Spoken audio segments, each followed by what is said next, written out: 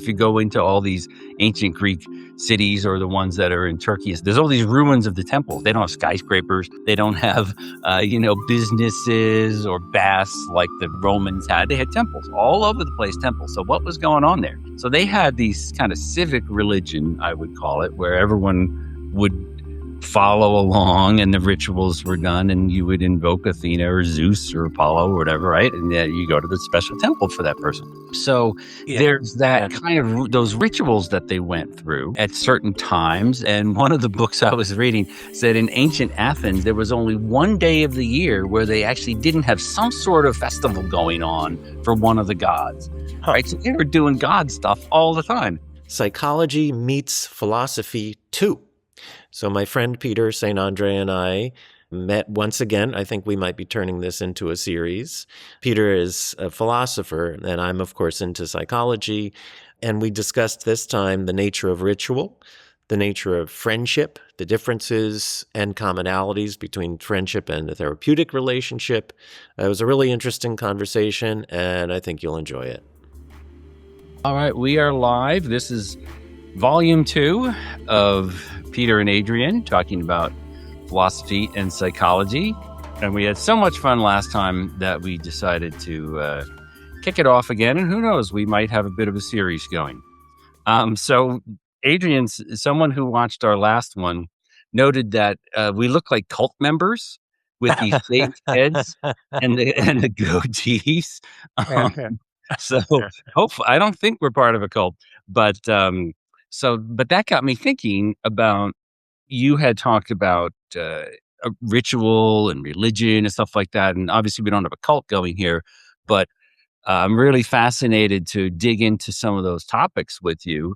And I've been reading a lot about ancient Greek religion recently for a project they have to write a book on ancient Greece. But you have read a lot about and studied a lot about ritual and shamanism and all this kind of stuff. So I'm kind of curious.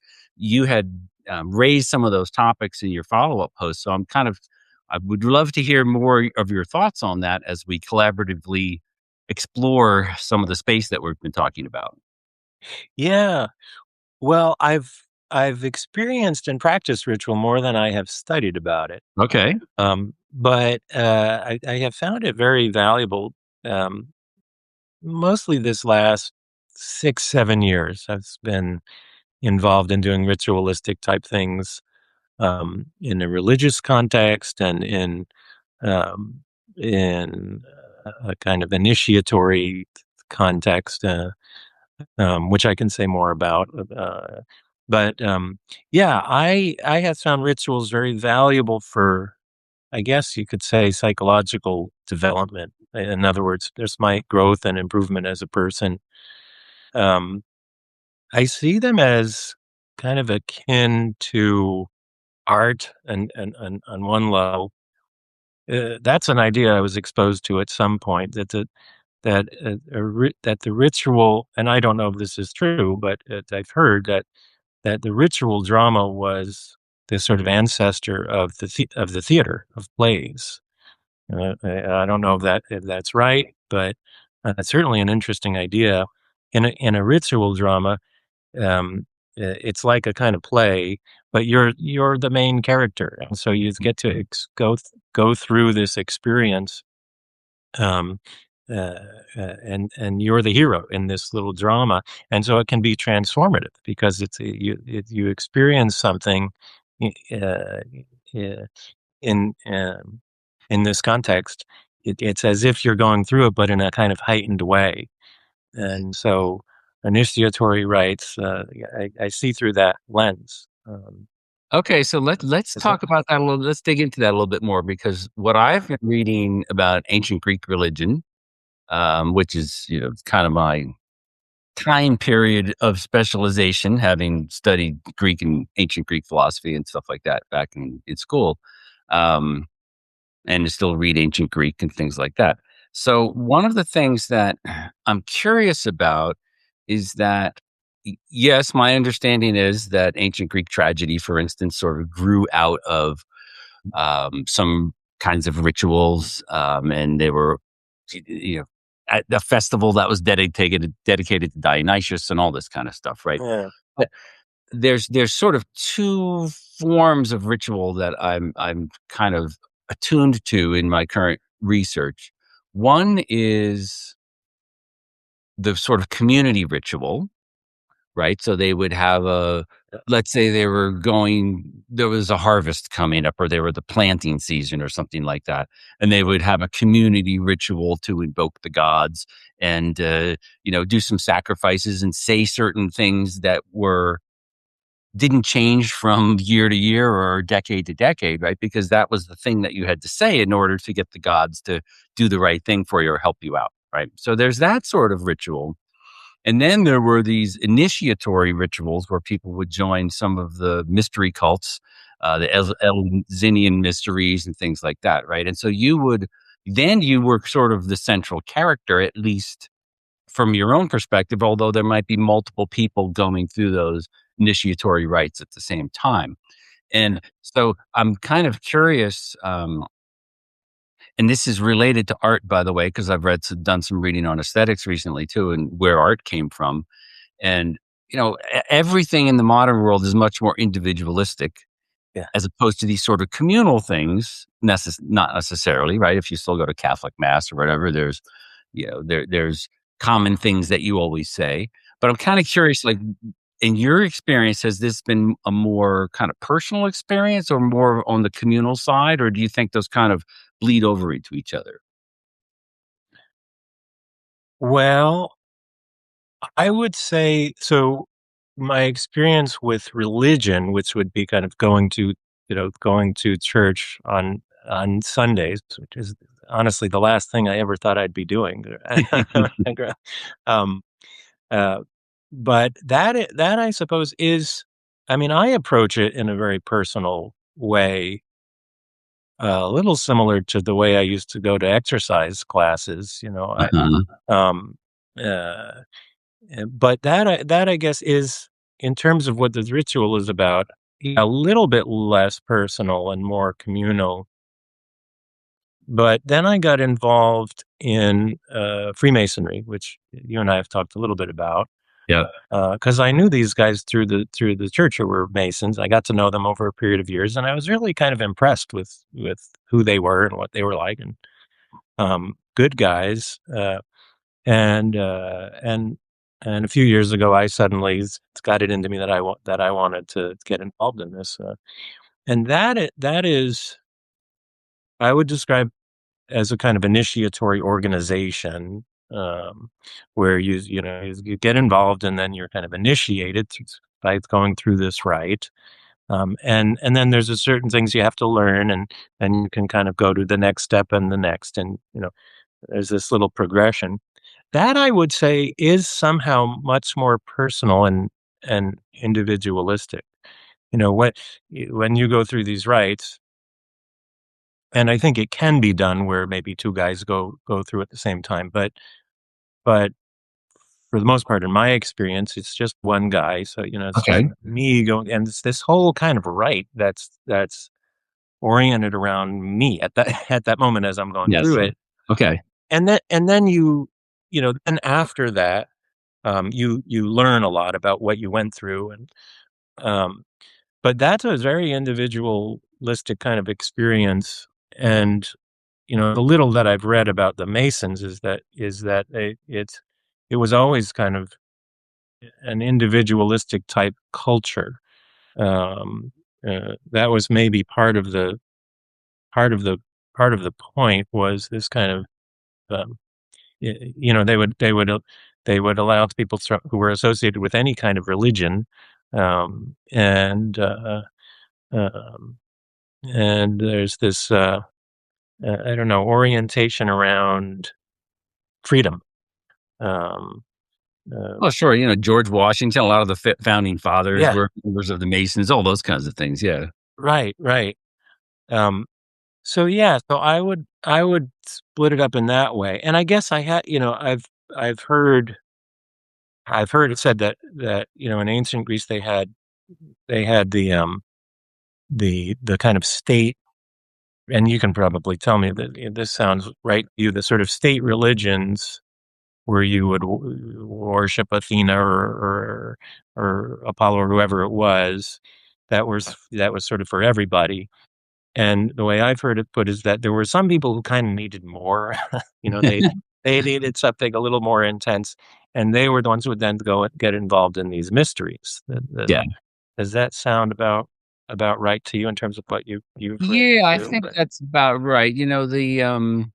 I'm no expert on this matter. I've only read a couple of the scholarly books and haven't gone through the mysteries in ancient Greece, but they were yes. Well, we could get into a whole topic of religion, and I'm no expert on that either. But based on what I've been reading, it seems there's kind of 3 or 4 aspects that have been pretty central in religions over the years. And at least in the modern day West, we have an idea. Our ideas of religion come from Christianity or Judaism or something like this, right? So Yeah. monotheism and so on. And the ancient Greeks had more of these kind of civic religion, right? Where the Yeah. Parthenon is actually a temple of Athena, and they were very much of a temple cult or temple religions, and they built a lot of temples, right? So these are the things. If you go into all these ancient Greek cities or the ones that are in Turkey, there's all these ruins of the temples. They don't have skyscrapers. They don't have businesses or baths like the Romans had. They had temples all over the place. Temples. So what was going on there? So they had these kind of civic religion, I would call it, where everyone would follow along and the rituals were done and you would invoke Athena or Zeus or Apollo or whatever, right? And you go to the special temple for that person or that god. Their gods were pretty personal, right? So Yeah. there's that Yeah. kind of those rituals that they went through at certain times. And one of the books I was reading said in ancient Athens, there was only one day of the year where they actually didn't have some sort of festival going on for one of the gods, Huh. right? So they were doing God stuff all the time. So Yeah. there was the rituals that they would go through, and then they had all the myths, right? So you read Homer or Hesiod or these, so they got all these myths about Zeus and Hera and Athena and Apollo and all that kind of stuff, but they didn't really have a belief system. They didn't have a creed. So you didn't get kicked out if you didn't quite agree that Zeus did this Right. or, Athena was that or something like that. So they didn't really have a belief system and they didn't have a hierarchy. So they didn't have churches in the sense that we have with a hierarchy and a pope and all those kinds of things, right? Yeah. They had all the priests, so called, were very much involved in that civic religion. And Mhm. that you would just serve as a priest so that you would go through the rites properly and, Mhm. so that the gods would be invoked properly in order to meet certain need, right? They were going to have a war, or they were going to have a harvest or whatever. And, say the right things and maybe the good things would happen. Mm. So, we have this view, I believe, of religion that comes from a more hierarchical, monotheistic system where maybe the rites are a little bit different or have a different sort of function than they might have had in other sorts of religions. Yeah. So I think what I'm digging into, and I'm reading another book on the topic right now, is that there's sort of different ways to do religion, if you would. So we have this view of religion that really comes from Christianity, especially, but the monotheistic religions, and could be very different in different societies, and we're not as familiar with those. Yeah, yeah. Well, I wonder if Christianity itself might have come to some degree from those mystery religions. I understand Jesus maybe was involved in that kind of stuff. Um, mm, because yeah, it sounds like the state religion or the civic religion was maybe having a more civic type function or a sort of collective function. Yeah, Whereas my impression is the mystery rites were more personalized or more spiritual or inward looking, I and that think that's a good phrase for it because if you read the Odyssey and stuff like that, I mean, Odysseus had kind of a personal relationship with Athena. She was always Yeah, showing up to help him out and all this yeah, kind of stuff. yeah, yeah. And we can talk some other time because I'm reading a book about it that maybe next time I'll talk a little bit more about that. But um, what was actually going on there wasn't necessarily a belief that the god was there. Hey, it was more like you did something special, and so the god must have been there or the goddess must have been there in battle or something like that. Yes, right, But it's not right. as if you actually believed necessarily that the goddess was there standing over here talking to you, So, but in any case, so you did sort of have a personal relationship almost with certain gods or at certain times. So they had a god of childbirth or they had a god of this or different gods did different things, kind of like the Christian saints do, where the Christian saints, there's the saint of this and the saint watches over you in this sort of context. But I do think that there was a more inward experience from the mysteries. And that was kind of a transformative experience where you were the central character, like you're talking about. Yeah, yeah, yeah. Well, I tend to think that the idea of belief is coming maybe more from the political aspect of religion than from the essence of it. Yeah. You, if you look at the central Christian ritual, which would be the Eucharist, you know, it's um it's very experiential kind of thing, Yeah. that you have the wine, which is symbolic of one thing, and you have the bread, which is symbolic of the other, and then you sacrifice it by putting it into the body, which is like that's a rather rich, and somewhat mysterious Yes. symbolism there.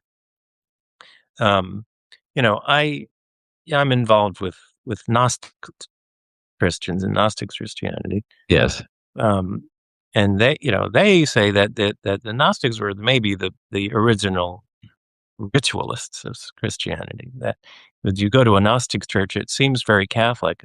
That the Gnostics might say, well, that's Catholics who seem Gnostic. That they may have gotten a lot of that from the Gnostics, but then it makes get to some degree a little bit rigidified and politicized.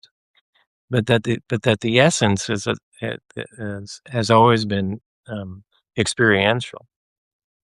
Um, Yeah. I mean, my kind of understanding from reading Elaine Pagels, the Gnostic Gospels and books like that yeah, is that the creed, the Nicene Creed, and other creeds especially that one, were kind of put together.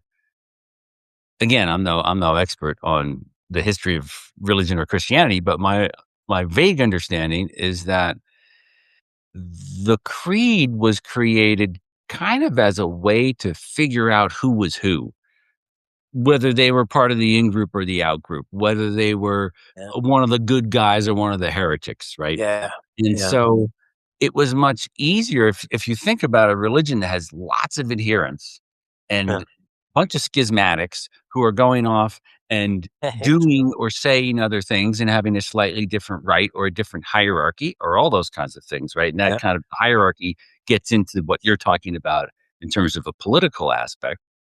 Um, if you've got a lot of people and you're trying to quickly figure out who's good and who's bad from your perspective, yeah, what are you going to do? Well, you can't do what I understand it, what the ancient Gnostics used to do, which was slowly kind of move someone up the level of insight.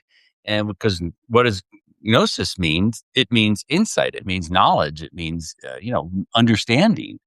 And so that's a very vague process for figuring out whether someone really gets it. Right. But that's really, to me, you don't really get it if you're just mouthing the words. You really get it if you have a deep understanding and through a conversation within your religious community, you can really figure out whether that person knows, has grasped the importance of the fundamental insights of the religion. But the Catholic Church didn't have that, or didn't want to have that sort of high, you know, high maintenance process for figuring out whether someone got it or not. So they just came up with the Nicene Creed. And if you could recite the Nicene Creed, you were in. But if there's some sort of aspect of the Nicene Creed that you didn't go along with in terms of a belief system, as opposed to a, community of insight, then you were on the outs, and we don't like you, and we're going to hound you, or, force you to get with the program. And that's kind of my understanding of where that kind of creedal religion comes from. Yeah. Well, that makes sense. I mean, I'm flashing to how the therapy profession works and licensure. And, the state controls it. And in order to get a license, you have to pass certain tests. Yeah. And they're all kind of like multiple choice tests. And it's this kind of bureaucratized thing. Yeah. And you end up with a lot of licensed practitioners doing all sorts of really unfortunate things. And, I'll get the news from the board about who's getting in trouble for what. And there's some terrible things that the therapists do. And I always think, if we just had little schools of therapy, there would be certain people who want to become therapists who you wouldn't know it from a test, but the person running the school could just feel like, I don't think this person is right, or something doesn't seem right here. So you're not going to be able to come into our school. But when you bureaucratize it, you just can't use that type of intuition, right? You have to Well, you have to have these forms that, maybe don't actually work all that well. well, it's like the old joke about, what do you call the person who graduated at the bottom of their class in medical school? Doctor. They're still a doctor, right? They could be screwing up left, right, and center, but they're still a Yeah, doctor. So, right. I used to work in technology for Yeah, many, many years, and we would call this, how do you scale things up, right? So it's nice to have a little yeah, process in a little community where there's a more human, hands-on, high touch method for figuring out whether that person's really going to do it well, whether it's therapy or something else, right? yeah, And but that doesn't scale up. If you're trying to scale up a religion to billions of adherents, yeah, like the Catholics do, or the Buddhists, or whoever, it'd be interesting to think about how the Christian approach, or originally the Catholic approach, differs from something like Buddhism, where you have a lot of different sects, right, and stuff like that. And I'm not knowledgeable enough to talk about that, but so again, I think we have this, our schema for what religion is comes mostly from Christianity in America, or in the modern yeah, West. yeah, And there could be all sorts of different variations and approaches and ways to do religion that are different from what we think about. And the comparative religion people know all about this. So anyway, I think you're talking, tying this to the psychotherapy stuff is interesting. I'd be curious to hear more about that. Because that was one of our other topics that we were talking about last time. We didn't really get into that. Therapy is more an art than a science, right? So if something is a science, maybe you can just pass you know, pass the multiple choice test, and you have an understanding of what the science is, as opposed to something that's more of an art, where you kind of have a tradition where you learn and you apprentice and things like that, right? And so I'm kind of curious where that line of thinking comes from, or how that connects to your practice. yeah. Well, and it's occurring to me that it is it's a little heretical to say, it's an art, not a science these days. So there may be a connection there too. Well, why do I say that? Well, it probably has something to do with my background in music. Before I got interested in psychology, I was really into music and writing music and playing jazz and this kind of thing. Um, and and therapy just ends up feeling very similar in certain respects. And you, uh, um, it's people. It's a process. It's an experiential process. That's that's sort of central to it. Uh, and that was always my interest in it is how to facilitate transformative processes. Hmm. Um, and that's done in a variety of ways. That can be done in a variety of ways, but um, there's a lot of intuition involved, um, and and I guess the drama of the transformative process is reminiscent of the drama of music, for me. Hmm. Um, so. Uh, Well, so that, that sounds yeah. very abstract. Maybe I need to give some examples, but what? No, I don't think it is, because if I think about jazz and people who I've been listening to a lot of jazz lately, and reading a lot of jazz biographies and stuff like that, which I was been doing for the last year or so. Um, it's it's a collaborative exploration, kind of like what Yeah, we're doing here, right? It's a conversation, and if you read about someone like Charlie Parker, um, you know. eh, there's a great Charlie Parker biography. I can't remember who wrote it. I think it was a guy named Lewis Porter, um, who talked about how Charlie Parker, they'd be the guys would be sort of having a bull session, talking before the concert, before the show went on. yeah. And Charlie Parker would say, "Oh, we got to go on. Okay, we'll continue this conversation in the show." Oh, And yeah, yeah. so, supposedly, Charlie Parker, he would kind of, whatever the topic was, they were talking about God or something, and religion, he would somehow bring that into the music, and he would make these jokes and stuff like that, not necessarily about religion, but he would, whatever they had been talking about before the show went on, he would put that into his music, and he would have, like, the other people in the band in stitches laughing at the musical jokes that he was. Musical joke. So, Uh-huh. I am very curious about, we're friends, Yeah, we like to have these conversations, we're kind of riffing off each other and so on. Um, and, how does that musical conversation or that friend conversation where the 2 of you just go out to lunch or coffee, right, and just having a chat, yeah, uh, how is that sort of conversation similar or different from the therapeutic conversation where, because you and I talk, right, and we have these insights yeah. afterward, and we talk again, it's like, "Oh, that was a great thing that we got to," right? Yeah. Um, but, how does that kind of conversation that one would have either musically in improvisation or just between friends, similar and different from what you perceive as the therapeutic conversation? Well, um, well, there can be some overlap. Um, well, one difference would be in a friend conversation, y- you're both in the same role, that being friend. Whereas, Yes.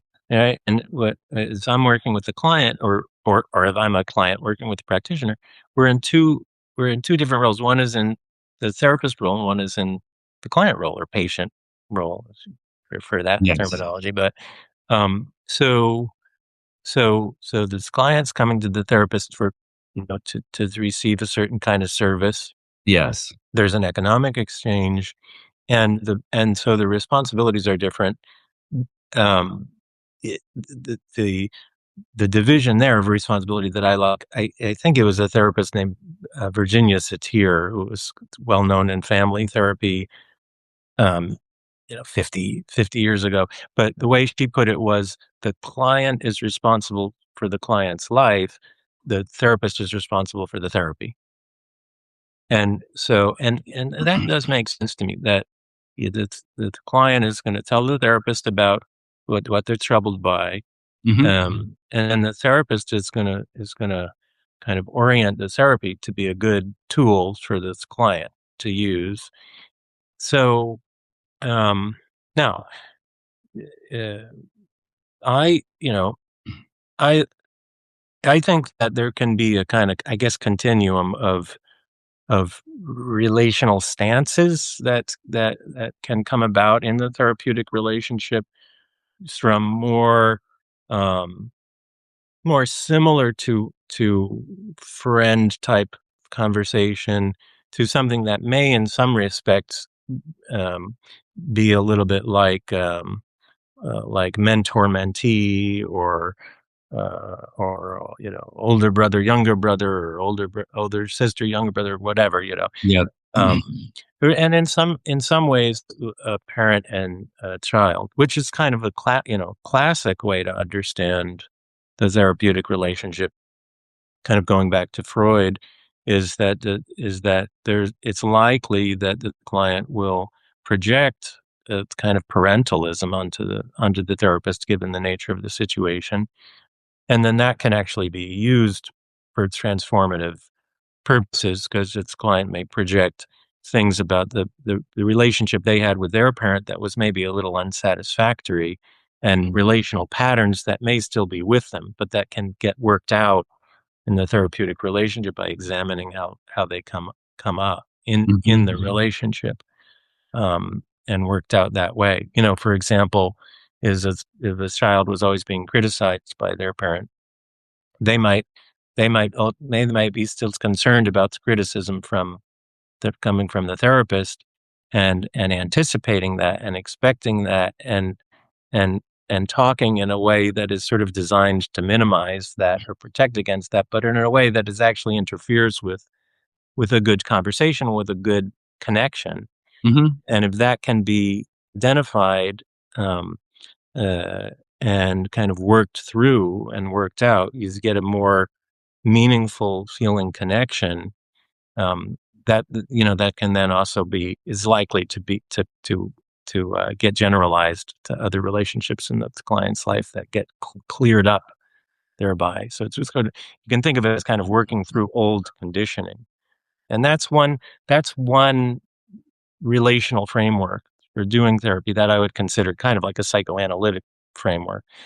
But that's just one frame, and if you take more of a kind of existential type frame, so there's a tradition of therapy that we could call existential psychotherapy, that really doesn't like that idea of the therapist being in a parental role, and works and strives to have the relationship be more like one between equals. Hmm. And the therapist will even convey about some of their own shortcomings from time to time, that a psychoanalytically oriented practitioner, if they're practicing, in a way that is, um, that's more orthodox, let's say, would Yeah. never do.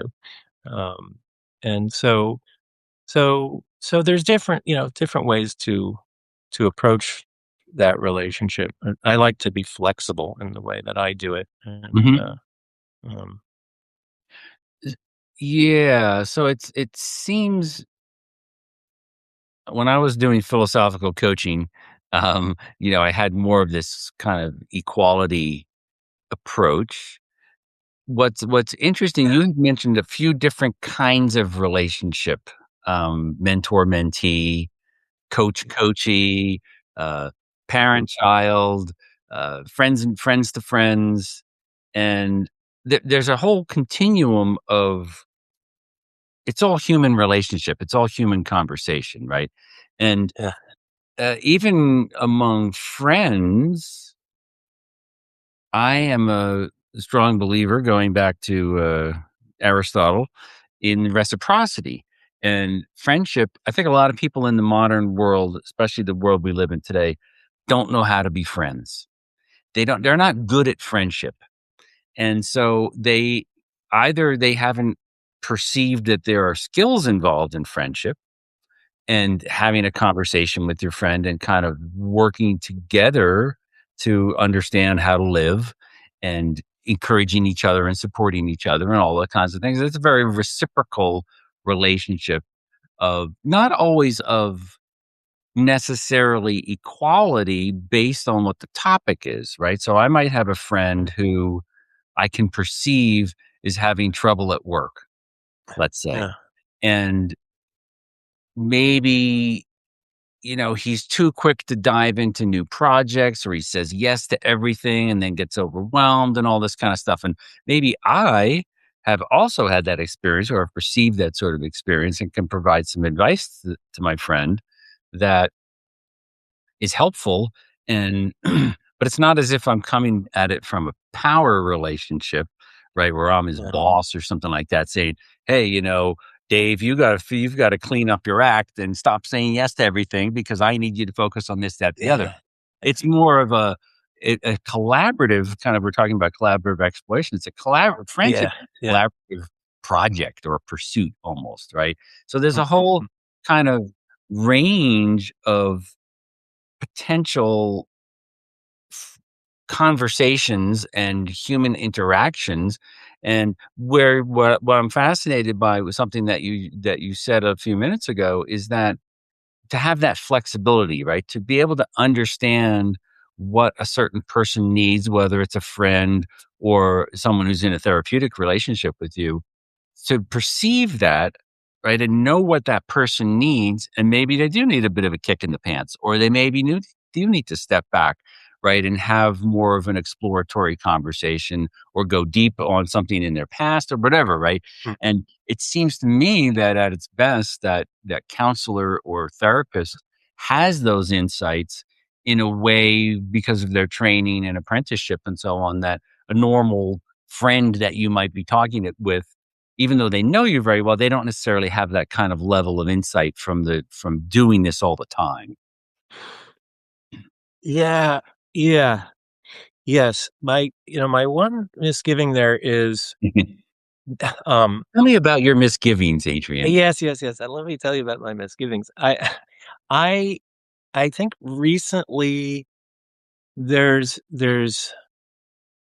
a certain culture that's developed, a kind of a kind of oh, it's like the culture has started to take on properties that that are appropriate in a therapy relationship, but that may not really be appropriate to non-therapy relationships. Or for example, it's appropriate for someone to come to me as a therapist in my therapist role and say, I'm anxious all the time. I don't know how to get over it, or I'm walking around. I'm always resentful and envious, and this is a terrible affliction, and I don't know how to get over it. And um, that if you brought that to a friend, his friends might not know how to deal with that type of thing. Is it not that much different from saying, "Hey, I have this terrible rash on my arm, Peter. What should I do?" You'd be like, he's got to go to a Yeah. doctor that knows something about that." Um, And so that's that w with respect to the flexibility and the relate and the mutual respect, I do think that that's really important in therapy and in any relationship. That there, I would say yes. But in terms of the content of what's being dealt with, yeah, I would just make a distinction that symptoms are for therapists, and then life stuff, day-to-day life stuff. Well, yeah, it doesn't even need to be day to day. Life stuff is that's appropriate for friendship. But I tend to counsel people, don't bring symptoms so much to friends because, like, Yes. what are they gonna know about it? Yeah. Um, so does that? Yeah. What do you think of that? No, I think that makes a lot of sense. And as I was saying, I think there's a whole range of different kinds, the continuum of relationships. I used to mentor a lot of people when I worked in the business and technology world. And if someone I was mentoring said that they were feeling a lot of anxiety or resentment or something like that, um, I would probably tell them, well, have you worked with a counselor, right? Because I'm trying to Yeah. help you Yeah. on your Yeah. career, right, and or Right. understand where to focus in because I worked in technology, right? So, oh well, have you looked at nowadays, I would say, have you looked at what's going on with the AI stuff in terms of, agentic coding and stuff like this? Or I might have said, hey, you're interested. have you looked at focusing a little bit more on some of the information security stuff? Because that's always a great area to get into. It's never going to go away. Blah blah blah blah blah. Right. So I would try to. But if they had told me some general Right. issue, that they're having with, anxiety as a general rule in life, I'd say, okay, this is something to talk with a counselor about. Have Yeah. you have you ever explored that? And so, um, but yeah, I mean, I think what I am hearing from you is that there's a commonality in those sorts of relationships in terms of the stance, what you've been calling a stance. And I Mm. really that kind of thing. Now, there's maybe a therapeutic stance that's different from a friend stance or a mentor stance or something like that. But there's a commonality there in terms of care, insight, listening, all those kinds of things. There's some core skills that come into play in all those sorts of helping relationships. Yes, yes. So I'm very interested to ask you, as of what does philosophers have to say about friendship? So what are the essentials of friendship? What are the essential skills? What's the essential stances or what have you? Yeah. Because yeah, I've at various times tried to research this topic and it seems like there's not a lot there's not a lot out there. Yeah, there isn't a lot. Um, Aristotle, of course, wrote a lot about friendship. Plato, before Aristotle, has one or two dialogues that dig into friendship a little bit. Mhm. In Aristotle's Nicomachean Ethics, there's 10 books of the Nicomachean Ethics, and two of those are about friendship. So he wrote 20% of, the Nicomachean Ethics about friendship. And it was Aristotle, right? He was a little bit more analytical sometimes, and he was looking at different kinds of friendship and different foundations for friendship. So he looked at um, you might have someone who you have a relationship with, and you just like to, you know, play pickleball or go to the movies or do fun thing, go hiking, and stuff like that. And that person's fun to be with, but they're not necessarily someone that you would open up to about your anxieties or talk about, your relationships and stuff like that, right? This is someone that you have fun with, and he called that a pleasure-based friendship, or Mhm. something based on enjoyment. You just like to be together. Um, then he talked about more of a relationship that was based on usefulness, or that person was helpful to you. Maybe it's someone that you work with, right?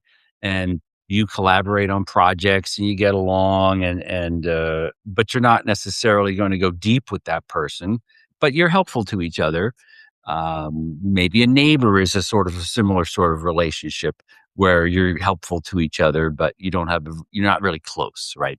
Mhm. And then he talked about friendships that were based on character and were based on who you really are as a person. So it was Aristotle, right? He's always dividing things up and categorizing. Categories, yeah. He did talk about the importance of reciprocity, the importance of um, the sort of care and solicitude for that person's well-being and their self-improvement and things like that. And I think this is related somewhat to what we talked about last time with these ancient philosophical schools, they're calling, but they were really more communities. You weren't passing philosophy exams when you went to, you know, go to Epictetus's lectures or stuff like that. They were people who were living together and working together and trying to improve together as people. Yeah. Uh, so that was sort of the ancient thing. Now, there's more modern people have talked about friendship. There's a wonderful essay by Montaigne about his friendship with his sort of blood brother almost, Mm. who had passed away. And then he wrote about this person. Emerson wrote about friendship. Ralph Waldo Emerson. People, it's been a topic that is here and there in the philosophical literature, but Mm. until the last, there's a woman named Elizabeth Telfer who's written more recently, about 50 years or so ago now, on friendship, and it's become more of a topic amongst some sort of philosophical practitioners or scholars, but it has never been a huge topic in philosophy. Hmm. And do you have thoughts about why people have maybe lost the knack for friendship? Uh, Well, people are lazy. I'm not saying people nowadays are particularly more lazy than they ever were, but it's work, right? You got to work at it, and a lot of people kind of want instant results these days. I try not mm, to pontificate too much about societal trends and issues and stuff like that, yeah. but yeah, you got to work at it, right? You have to be there for your friend. You have to check in. I have found with several friends of mine in the Denver area here that it has helped a lot to get together on a particular cadence. So we Mm, might get together every 6 weeks, let's say. And we used to get together, "Oh, yeah, let's get together again sometime." And 3 months would go by, and we hadn't gone to lunch again or gone for a walk or gone for a hike or something like that. And now you've lost context from the last time you yeah. saw that person. And this Yeah. is related to what something Aristotle says, which is that friendship is really based on sharing life, sharing life activities, living together or living in close Yeah. proximity or communicating a lot. And you think about ancient Athens or someplace like that, your friends were nearby because they probably weren't in some far flung place because people didn't travel as much back then. And the same thing with the Epicurean communities and things like that. So, having that cadence and having that regularity of conversation and connection, I think is very important. But a lot of people don't want to make that commitment. Oh, I'm too busy. I'm working really hard. Or classically, when people have kids, now the friends kind of drop off because you're busy with the kids, things like that. Right. So Mm, there's, I think that we have kind of a, people want instant results. Friends that can be kind of a pain. There's friction. People don't like friction these days. It's like, oh, that's too much. You're high maintenance, man. I am going to find someone else to talk to or talk to my AI bot or something like that because those are low friction things. But any human relationship is going to have some friction. You're not always going to agree on things. And you got to work it out and talk about things. And some people don't seem to want to do that anymore. yeah. Yeah. Um, yeah. That could be a whole topic. Conflict and Yeah. friction. Um, and yeah, and our kind of our almost like there's an allergy that has developed is about conflict and friction. Yeah. I don't sort of read all that much about societal trends and what's going on, stuff like that. But I do have a sense that there's somewhat of a frustration with friction in people's lives. Mm-hmm. Want things to be kind of easy and comfortable. Yeah, And, yeah, life isn't always comfortable. yeah, yeah, You got to face up to it. And that's something where the Stoics, all these, the modern Stoic movement that's been going on, maybe has some value because it's not always easy, right? You got to work through some right. tough stuff in life. And if you think it's all going to be easy, well, you're not going to have a very fulfilling life. Yeah, yeah. Now, in my life, um, clubs and groups, social clubs and groups have made developing friendships a little easier, and and I have heard that there are fewer. There's less of that um, today than there used to be. Like participation Yeah. in clubs and organizations has gone down. So I wonder if that um, that's that may mean that it's even and that takes effort to go, because you've got to Yeah. go. You've got you got to be Right. there, and it helps probably to get involved and contribute to those kinds of things.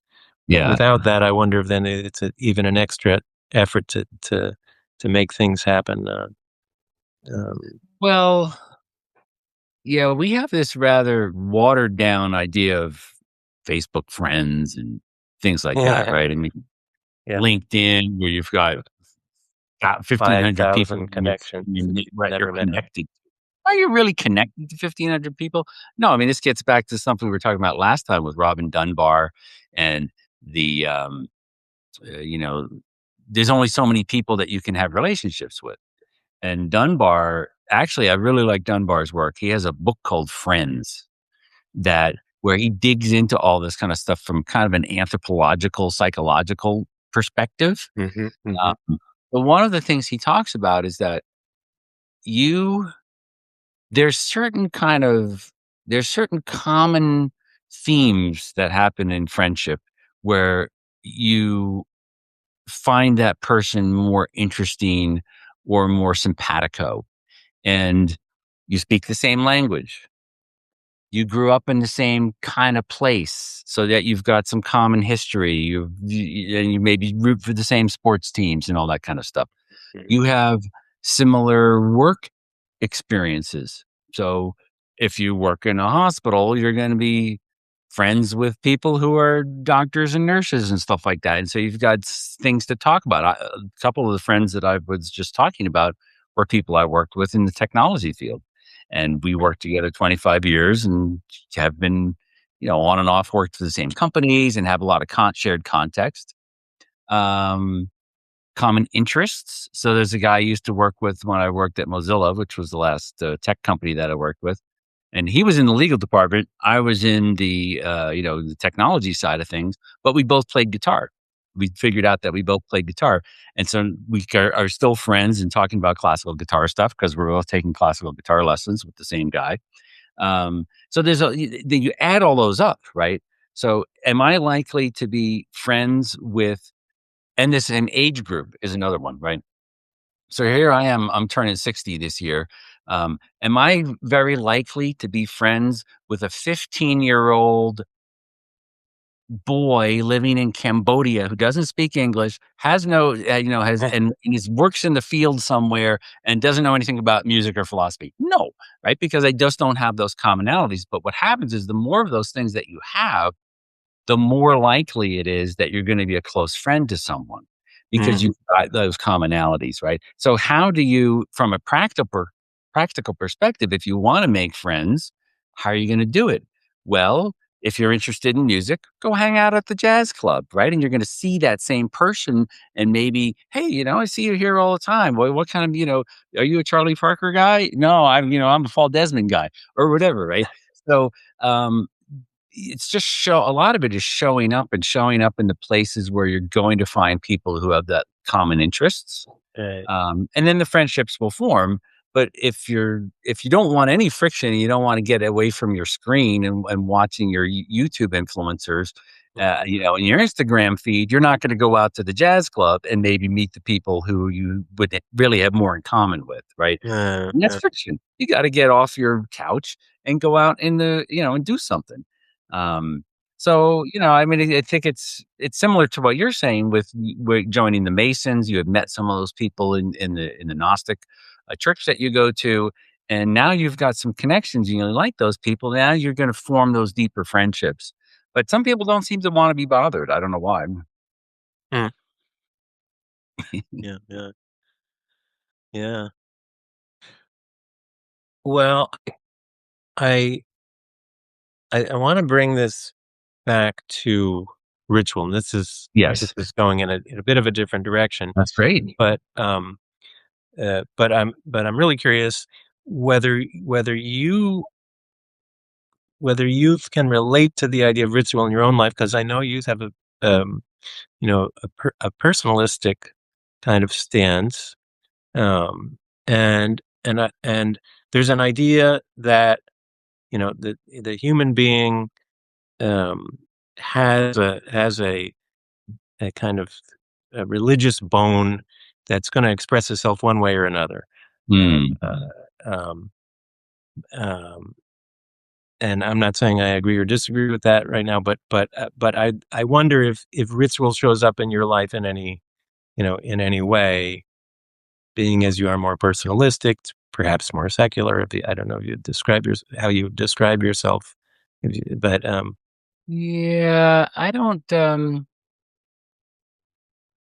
What's not always clear to me what ritual actually is. ah, Right. So some people talk about I've got a ritual of walking the dogs every morning, and we've got this big open space behind our house that hardly anyone uses. It's got these trails, right? And I wake up, have some oatmeal, put the dogs on the leashes. They go running down to the back gate, and we go walk around in the open space, and I'm out in nature and watching the birds and the squirrels and the hawks flying around and stuff like that. Is that a ritual? It doesn't really seem to me. It's a routine that's meaningful. Yeah. Ritual to me has sort of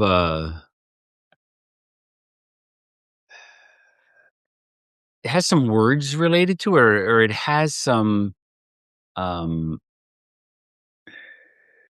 like it has a script almost, not necessarily words, right? But you go through the same motions, you do the same thing. Um, and I don't really have those kinds of things in my life. I don't. Mhm. Mm. Um, I, although we were Catholic when I was a little kid, when I was 9 years old, I stopped believing in in God and stopped going to church. Although my family said you got to keep going to church, buddy. But until at some point you stop doing all those kinds of things, and it just yeah, maybe I'm more of a individualistic, heretical thinker kind of person who isn't looking for those sorts of things in life or doesn't get meaning out of having those scripts that I go through, you know? Yeah. And different people are drawn to different things. I'm not down on, I used to be sort of one of these, not quite a new atheist person, but, down on religion and stuff like that. It works for some people and that's great. And different religions work for different sorts of people, right? Mhm. Um, Mhm. People are attracted to Buddhism. They're probably different than the people who are attracted to Eastern Orthodox Christianity or something like that. Right. Although you can get some of the same truths maybe out of a lot of those different religions. So it's not something, the ritual is not something that is a part of my life. Mhm. Um, if I think of it in terms of that kind of scripted experience, I guess. Right. Right. Yeah. I haven't thought about this too much. It feels like symbolism is maybe significant when it comes to what is ritual as opposed to routine. There's some Mm. symbolic. There's something symbolic in a ritual, and I also think. Well, I'm developing an idea that the arts are really just another side of ritual or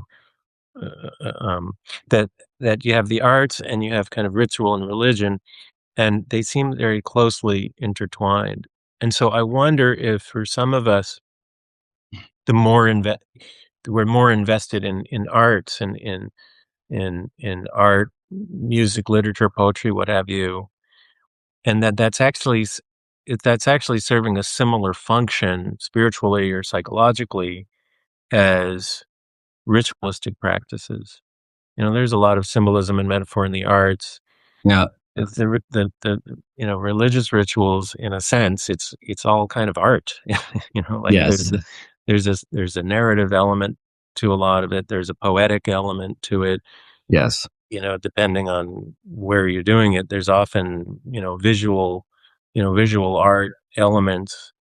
Um, so, Well, I think there's a lot of truth in that. I've been late last year. I reread several books by anthropologist named Ellen Dissanayake, whose name is hard to pronounce and hard to spell.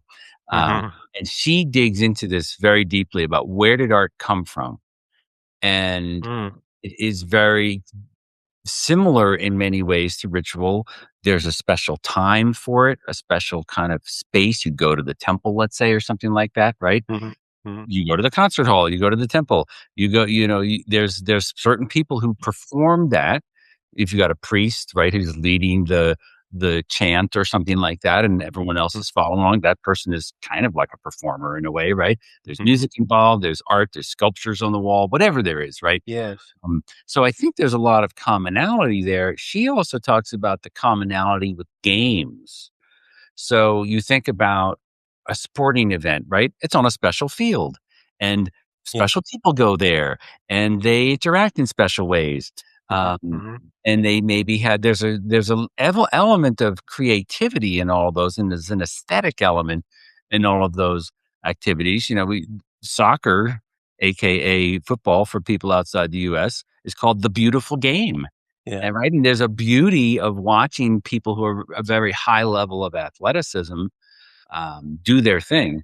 So I Mhm. think there's some commonality among all those, and uh, whether you say that art came out of ritual or ritual came out of art, or they had a common ancestor of some kind, I think there's a lot of truth to that.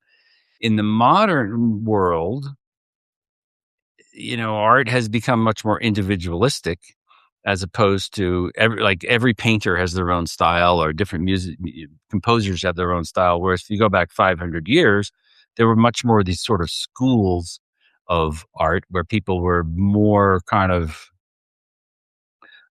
within a movement and or within a tradition where they would have been trained by someone before then. You think about, let's say, Gregorian chant. There wasn't a lot of innovation and creativity necessarily going on in Gregorian chant. It's actually clearly related to rituals, religious rituals.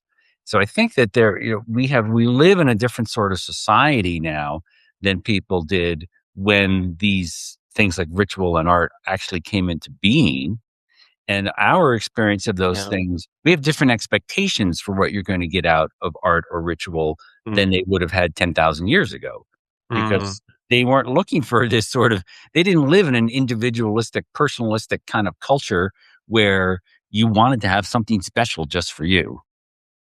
Yeah. Right, right. So it's Yeah. fascinating to think about those differences, but we've been talking for an hour, so we might Uh-huh. want to, you know, figure out what topics we might want to talk about again in the future and dig into those. Anything else that you're, not that we have to stop after an hour because that's a rather, you know, hard and fast bureaucratic sort of thing. Well, your Yeah. hours, you got to stop now. But, does that spur any thoughts of yours in terms of what those similarities and differences might be between art and ritual? Um, well, no. Well, I feel like there was something in there, but I can't put my finger on it. Um, yeah, it's definitely a topic I'm interested in.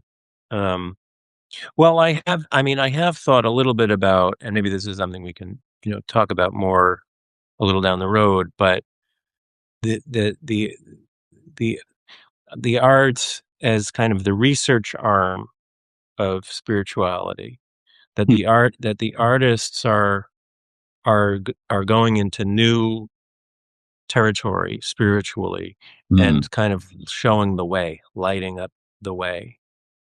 Um, um, I'll listen to Gregorian chant sometimes, and I'm sure there were a lot of kind of standardized aspects of how they were doing that. But a number of years ago, I found an album of chant that, and I was kind of shocked to to be able to relate to it emotionally better than I can generally to, to Baroque or classical styles, Mozart, mhm. Bach.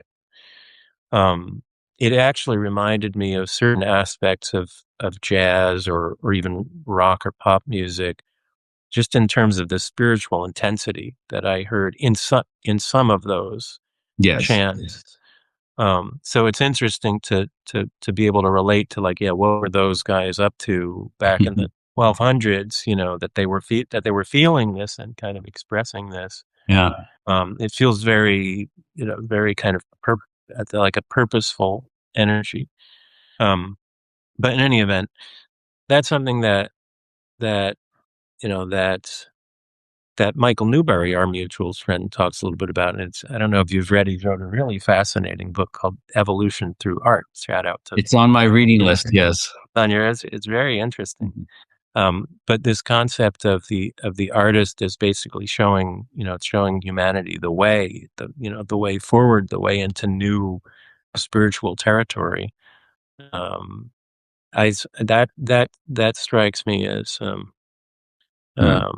as an interesting idea, and that to some degree, I suppose, can apply to ritual as well. I mean, the Masonic rituals were developed in the 1700s, and there are clearly things in there that were not novel. It, you know, it, the rituals surely to some degree were based on the rituals that the stonemasons were doing in their guilds, and those rituals are said to perhaps, this is kind of speculative, but perhaps have evolved out of the rituals of the architectural guilds of ancient Rome, and so on and so forth. You can think in terms of how far back does that go and how did it evolve. But there are these innovations, and there were authors of the Masonic rituals in the 1700s that were Yeah. that were creating something new. um and others. Socrates was a stonemason. Was he? Socrates was a stonemason. Yeah. So who knows? Oh, I There didn't could know be a that. Socratic connection. Who knows? Um, Oh, that's interesting. um, yeah. I mean, I think that s- my sense of ritual is that innovation is not desirable, because if you want to invoke the gods, or you want to be able to, part of the point of ritual is you got to do it the right way, or you're not going to get the right results. At least this is my perception of ancient ritual. And as I say, we have become a more freewheeling, what works for me doesn't necessarily work for you kind of culture. So we don't have a civic religion anymore, because people were killing each other in 1600s and so on, and the Hundred Years' War and so on. So people said, okay, enough. We're going to take religion out of the civic sphere, and so that people don't fight over this. And that's how we have in part, how we have the modern society we live in, where you're a Sufi and I'm Eastern Orthodox. Love you, brother. Great. Do your thing. You do you. I'll do me. And that's the kind of society that we live in. And in that sort of society, yes, maybe you are looking for spiritual innovation, but the very concept of spiritual innovation was not welcome for most of human history. Yeah. Oh, yeah. Is that the case more broadly, though, too, that innovation always tends to meet with some resistance, whether it be in religion or in science or in technology or other fields that there's. Well, again, we live in a weird society. I don't know if you've read Joseph Henrik has a book called The Weirdest People in the World. Oh, And no, fascinating book. It's a big book. But he weird has some acronym. I can't. It's like Western, European, individualistic, rich. I don't remember what the D stands for, right? But we are weird people. demented. Demented. Well, maybe not. I can't remember what the D stands for. I have the book, but it's not right here. Hmm.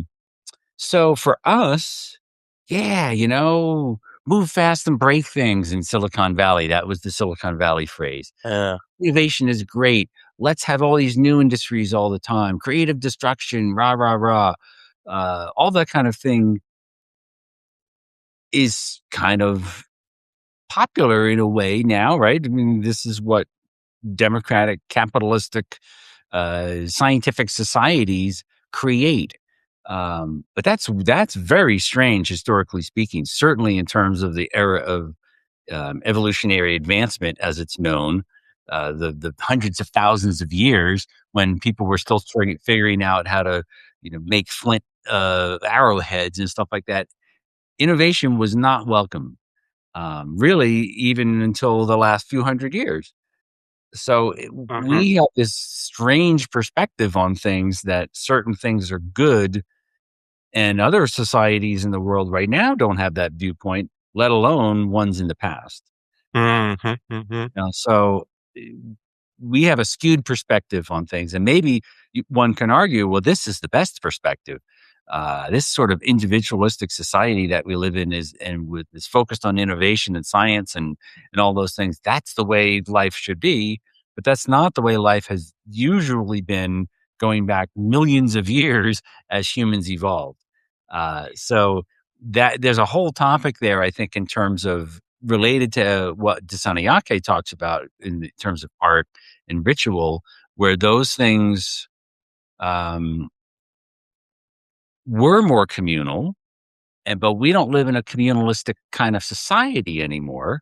And so those communal rituals, those communal arts, where those Gregorian chanters were all creating the music together. It wasn't like they were performing for some other people. They were making the music together for entrainment and to have communality, right? Commonality amongst themselves and create that experience together. That's a very different way of making music or interacting than what we have nowadays, where there's some big star, Taylor Swift, up on stage and tens of thousands of people watching Taylor dance around and sing. Very different world that we came out of, and the world that we live in now doesn't have a lot of commonality necessarily with how all those arts and rituals came into being. Mm-hmm. Mm-hmm. Yeah. Well, gosh, One of my favorite musicians is a guy named Glenn Gould. He was a piano player, classical pianist. Some people don't like him. He was twisting Bach around and stuff like that. But he was also an essayist and a writer. I wrote an essay about him and he has a couple books that you can read. Not very well known necessarily as a writer, but he talked about how the purpose of art was to induce a lifelong state of wonder and ecstatic experience or something like this. Yeah. Not a direct quote. Yeah. But in an individualistic way, right? So that you would, like Glenn Gould or Rosalind Turek or whoever, who also played the Goldberg variations and things like that. And that would be kind of, someone who really spoke to you individually. Or you like Taylor Swift, I like Charlie Parker. It's all good. That was a very different world, right? Where you're looking for this individual, personal state of wonder that gets induced by the art that you like. That's not where all this stuff started, right? So what was that transition historically to go from a more communal world to a more individualistic world? What was the role of ritual and art back then versus what it could be now? And maybe people don't. We have all these sort of popular arts and popular rituals and people doing things on Instagram, but it doesn't necessarily have the sort of meaning that it might have had in the olden days. Those are big topics in terms of, what people are looking for now in terms of their spiritual experience or their artistic experience. Yeah. Yeah. Well, I think we have managed to to get some great topics for more conversation. Yeah. So Innovation, next art, time, maybe spirituality. next time, Adrian, it'd be fascinating to sort of, I would love to hear more about your therapeutic practice and what you, obviously, client confidentiality, but what are some of the themes that you hear about from people that you work with in terms of what they're looking for in spirituality or the rituals of their lives and stuff like that? It'd be really fascinating to hear a little bit more about what you perceive in working with people today in terms of what they're looking for in life. Yeah. Yeah. Yeah. I'd love to talk about that. Yeah. And then we can relate that to my understanding of some of the philosophical tradition in terms of spirituality and things like that. Sounds like a good topic for next time, maybe. Yeah. Yeah. Indeed. All right, Adrian. Well, it's been a lot of fun. Same. Yeah. Tons of fun. This is you're a good friend, and it's fun to talk with you and explore these things together. And we will do it again, maybe. Again, we got to set up that cadence. So maybe we'll do it in 4 weeks or 6 weeks or something like that. I don't want to let it go too long, or we won't remember what we talked about last time. Yeah. Well, I like that idea. Okay. Yeah, this has been great. You are also a good friend. So yeah, I really appreciate this, and yeah, tons of fun, and yeah, we'll do it again. Okay, well, we'll be in touch, and we'll tell folks our 3 listeners out there, whoever they are, when we're Massive going to do this audience. again. And thanks, Vincent, for your comments in the chat. Appreciate that. And feel free to just drop us a line or comment on our Substacks, and we'll continue the conversation there, and then we'll talk again. Okay, Adrian? All right. Sounds great. Okay, see ya. All right. Bye-bye. Bye.